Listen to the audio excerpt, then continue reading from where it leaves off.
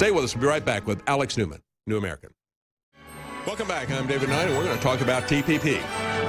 It looks like we may have a reversal of President Trump's policies on that as well. That was the first thing that President Trump did as he took office, and we applauded it. It was the right thing to do. But now he's talking about a reversal. Maybe we can get in, he says.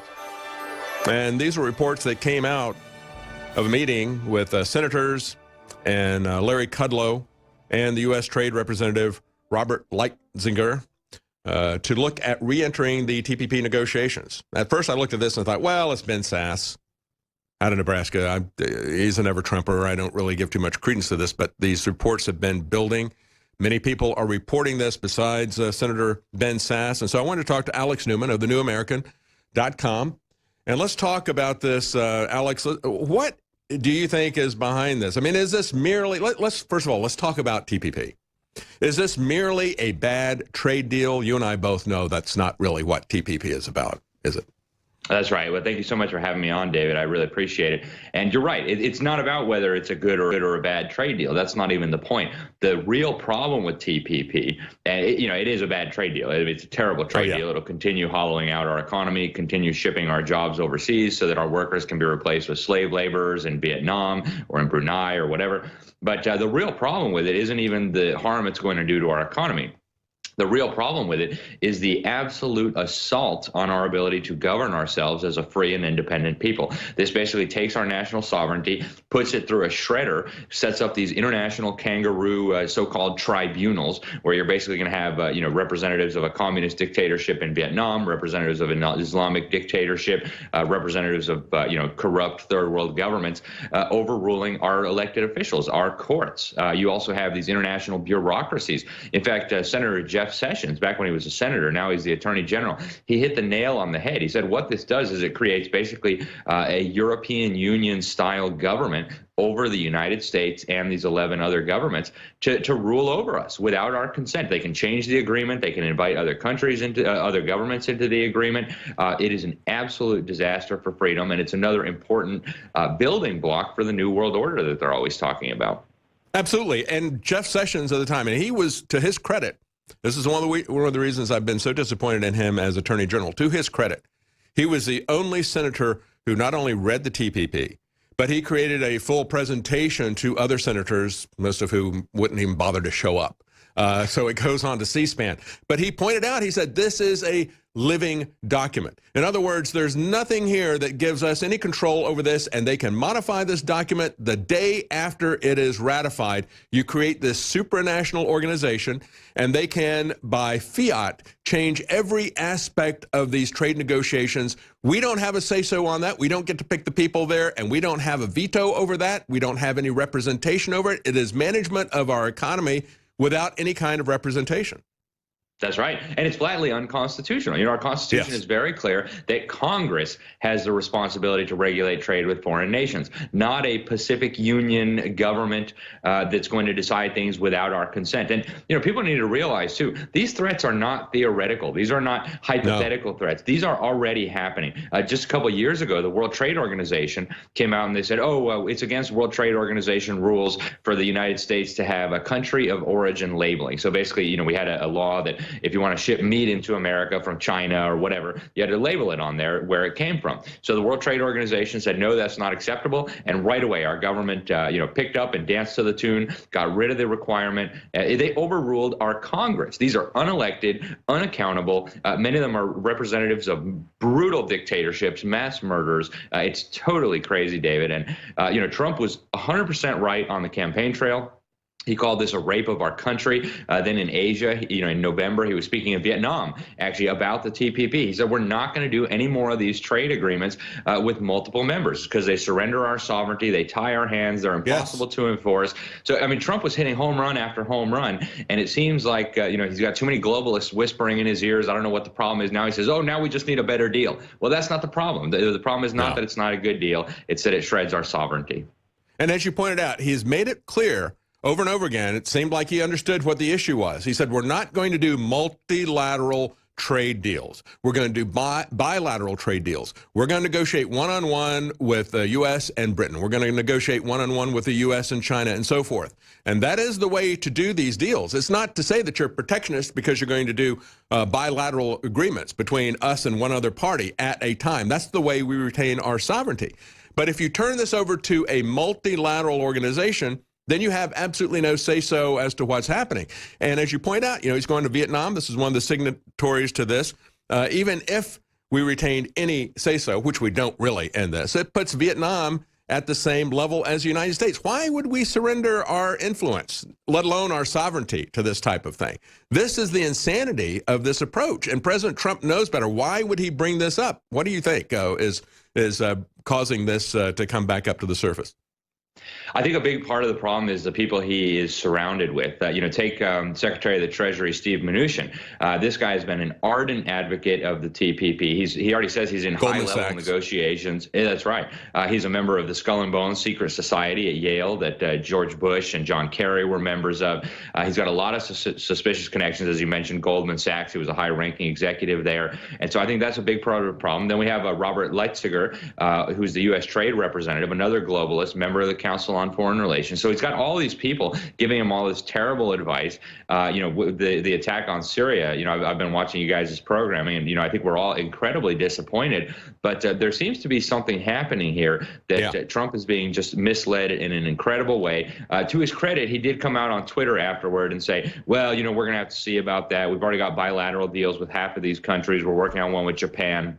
But the globalists are just liars. If you look at the head of the Council on Foreign Relations, Richard Haas, came out with a tweet after Trump announced this possibility of rejoining the TPP. He said, "Oh, this is excellent news. We're going to be able to hold China accountable." For him, it is, right? But he said, "We're going to be able to hold China accountable." And this is such a big lie, David. In fact, last time I was on your program, we talked about what a farce this is. The CFR is really responsible for building the communist dictatorship in China into the massive threat it is today. The idea that we're going to control China by entering the TPP, when we already know, Secretary of State John Kerry at the time invited China to join the TPP. So they think the American people are foolish, that we're idiots, and apparently they think Trump is too, and they're trying to play him, is what it looks like to me.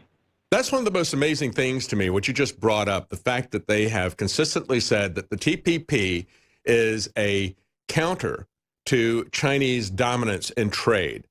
Nothing of the sort. Just as we point out that it's a living document and they can change all the different aspects of it the next day they can add China to this group as well. And as you point out, John Kerry and others have already been begging China to become part of that. I think when we look at this, the thing that stands out to me about this, Alex, is the fact that it mirrors, because at the same time we had the Trans-Pacific Partnership, we also had the Transatlantic Partnership being proposed. And this all mirrors the grand strategy of Zbigniew Brzezinski and the trilateral position. Let's create a massive trans-Asian group, and they always do this economically first. Then let's do that. We already got the European Union over there. But these two agreements, the Transatlantic and the Trans-Pacific, what it does is it ties us together. We become the central spine that these two wings are tied to. And they always looked at this and said, we're going to have the North American area, we're going to have the European area, we're going to have the Asian area, and those will be the Trilateral Commission. That was what Zbigniew Brzezinski put out there. Then once they get those three groups together, then they just have one more step to consolidate it into a worldwide union. Exactly, David. And that is exactly what's going on here. In fact, Henry Kissinger even outlined this strategy very recently in his book, World Order, that came out, I think, in the end of 2014. Said the contemporary quest for the new world order involves building regional orders in all the regions of the world, by which he means regional governments, the European Union, the African Union, the Union of South American States, all these different unions of the Association of Southeast Asian Nations, NAFTA, and on and on. Yeah, absolutely. Stay with us. We've got to take a break. We're talking to Alex Newman of the New American. We'll be right back. We're going to talk about the sovereignty-killing TPP that President Trump is now reportedly taking another look at. What is going on here? And what is the real danger and the real plan behind this? We'll be right back. Welcome back. I'm David Knight, and we're talking to Alex Newman of the NewAmerican.com, and we're talking about TPP. Last week on Thursday, of course, everybody has moved on with Syria and so forth. We have a very limited attention span here. But President Trump tweeted out said would only join TPP if the deal were substantially better than the deal offered to President Obama. We already have bilateral, he puts that all uppercase, we already have bilateral deals with 6 of the 11 nations in TPP and are working to make a deal with the biggest of those nations, Japan, who has hit us hard on trade for years. And so the question is, well, if we've got bilateral trade, and if President Trump has said that bilateral trade is what he wants to see rather than having our trade managed by some multinational, multilateral, supranational organization, which is what TPP would do, why is this even being brought up? And we've had senators who were at an economic meeting with President Trump on the same day coming out and saying that he was going to deputize Larry Krudlow and the U.S. Trade Representative Robert Lighthizer, I guess is the way he pronounces it, Lighthizer, to look at reentering the TPP negotiations. This is absolutely amazing when we look at this, Alex. And again, the question is, why would President Trump do this when he knows that bilateral trade agreements serve us better, that this is a sovereignty issue, not just merely a bad deal? Yeah, I think that's a really important question, David, and I wish I could talk to President Trump myself and ask him. My guess is, these advisors, he's got now John Bolton, another, neocon warmonger from the Council on Foreign Relations. He's got all these deep state swamp creatures giving him this bad advice and telling him things that simply aren't true. We're going to contain China by surrendering our sovereignty to a trans-Pacific union. And unfortunately, as we were talking about before the break, this is critical to moving us toward the New World Order that they talk about openly in public. Yes. They realize that they cannot go just straight to a world system. They have to first divide the world up into regions. And people don't realize in America, especially, a lot of these regions are very far advanced now. You have a South American parliament. You have an African Union military force. So you have these regional governments now that are extremely strong, that are extremely powerful. They have their own currencies, their own parliaments.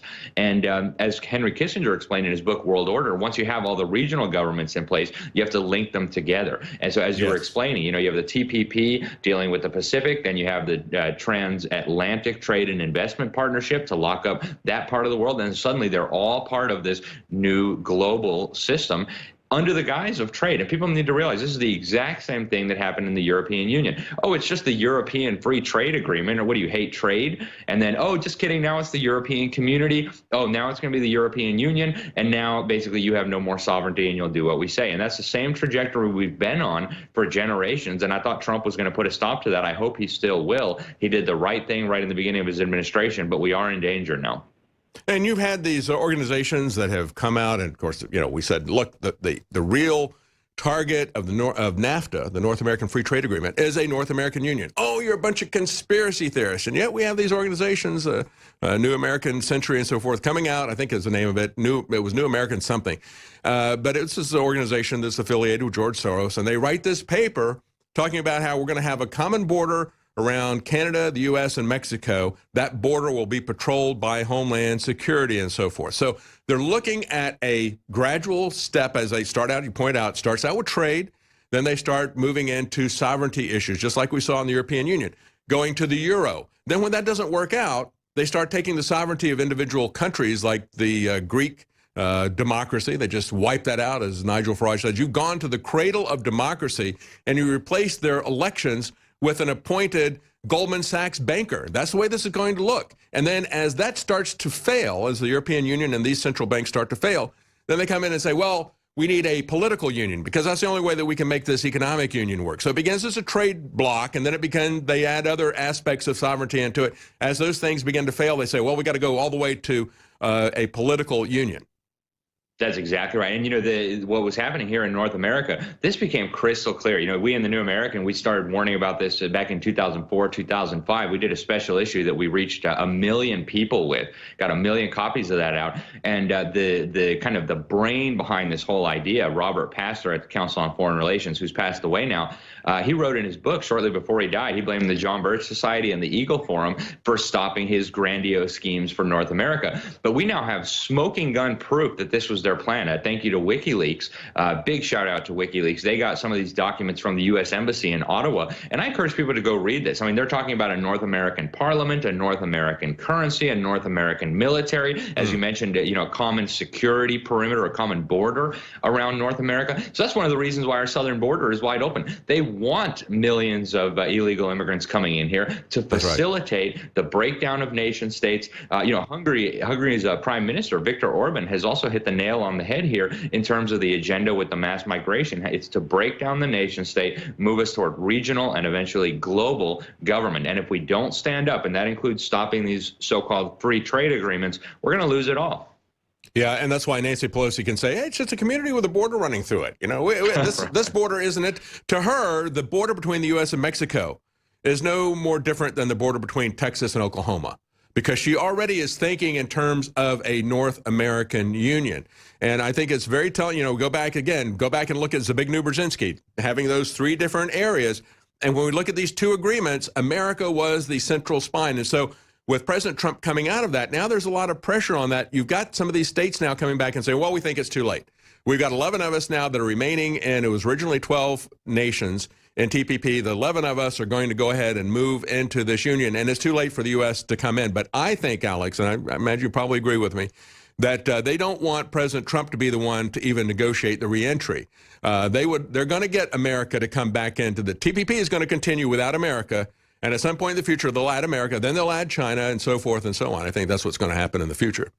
That's absolutely the plan, David. Exactly as you outlined it. And we know because they've told us this. We don't even have to speculate. I mean, John Kerry was absolutely clear. He said, we want communist China to join the TPP. So any globalist, a CFR member hack who tells you that we're going to contain China by surrendering our sovereignty and shipping all our manufacturing jobs overseas is just lying to you. It's that simple. Yeah. They're lying. I mean, it's possible that they're, a useful idiot, but these high-ranking people like Richard Haas and Henry Kissinger, they know exactly what the plan is, and that is the plan to build regional orders, as they describe them, regional governments, followed by their little new world order.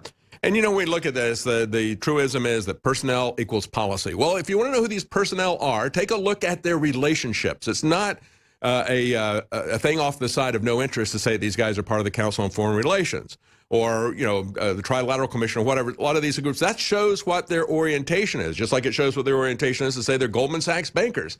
I mean, that defines them. And then where these people are coming from. You put them in these personnel situations, that's going to define the policy. I think that's really what's happening here. We look at Scott Pruitt. Scott Pruitt has been spot on. He is the one person in the Trump administration that has done what President Trump said was going to be done, because he agrees with them on the issues, and he's been bold and fearless in doing this. That's why he's under so much attack. But other than that, President Trump has put in a lot of people in these policy positions that really don't agree with him on these issues. That's right. Yeah. So, hey, David, thank you so much for having me on. I really appreciate it. Thank you so much for bringing attention to this issue. People need to know. Yes, absolutely. And as always, Alex Newman and the New American have been on the point of this for a very long time. You want to know what's going on with the North American Union, TPP, world government, that's a great place to look at. They back up their sources. And I'm David Knight. We'll be right back. Stay with us.